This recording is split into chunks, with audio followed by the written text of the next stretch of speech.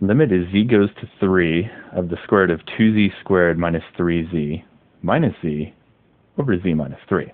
First thing we're going to do is plug a 3 in for each of the z's. That will give us a square root of 2 times 3 squared minus 3 times 3 minus 3 over 3 minus 3. 3 squared is 9. 9 times 2 is 18. Minus 3 times a positive 3 is a negative 9. And then minus 3 over 3 minus 3. 18 minus 9 is a 9. Minus 3 over 3 minus 3. The root of 9 is a 3, so we have 3 minus 3 over 3 minus 3.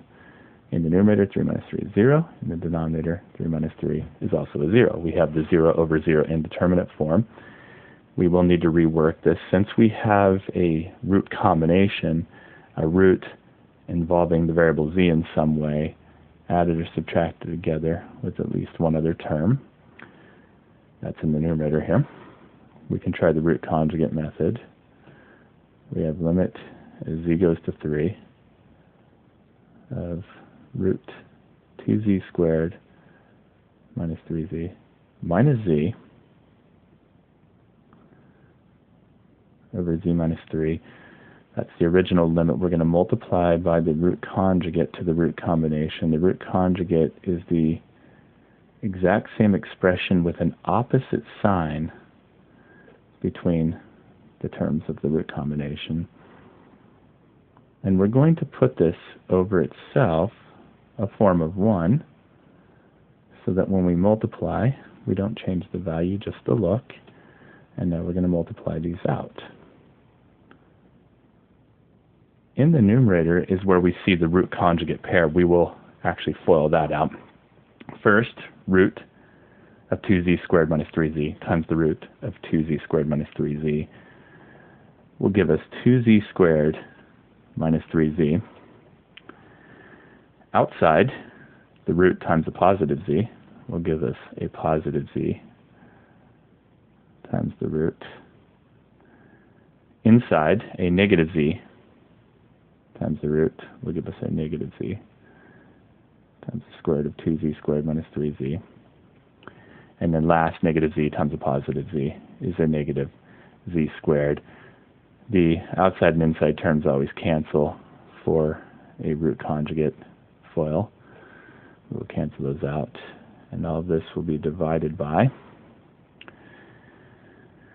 These are not root conjugates. We will therefore not FOIL, and we will leave this factored. They are multiplying each other, so we will have to write them as multiplying each other. But we do not want to FOIL out the non-root conjugate pair.